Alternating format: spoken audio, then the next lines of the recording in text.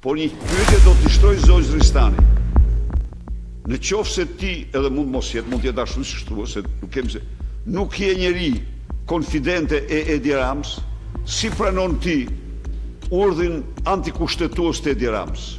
Kryetari i Partisë Demokratike Sali Berisha ka komentuar situatën mes qeverisë dhe Bashkisë së Tiranës duke krahasuar atë me një skenar filmi. Në konferencën e tij me gazetarët, ai e cilsoi emërimin e Anuel Aristanit si antikushtetues dhe dirigjuar nga vetë kryeministri Edi Rama.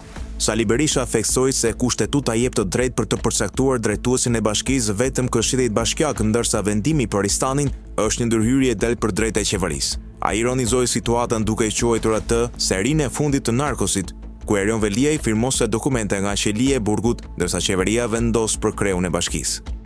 Sipas tij, Veliaj don se në burg ka autorizuar me firmë një punonjëse të besuar Sara Goxha, ndërkohë që 5 ditë më parë Rama kishte emëruar Anuel Aristanin.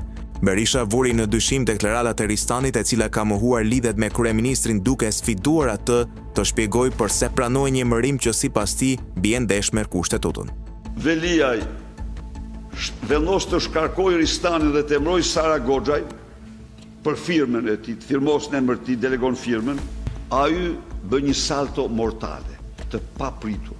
Thot se kjo ishte një keq kuptim dhe këtë e bëri nga një kërcënim mafioz, alla mafiozi Edi Rams, që vendosi shkarkimin e Erion Veliaj.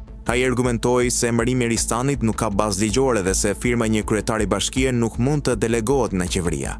Në fund, Berisha këmbguli se qeveria po kap Bashkinë e Tiranës në mënyrë të paligjshme duke përshkruar gjithë situatën si një skenar të orkestruar nga vetë Edi Rama.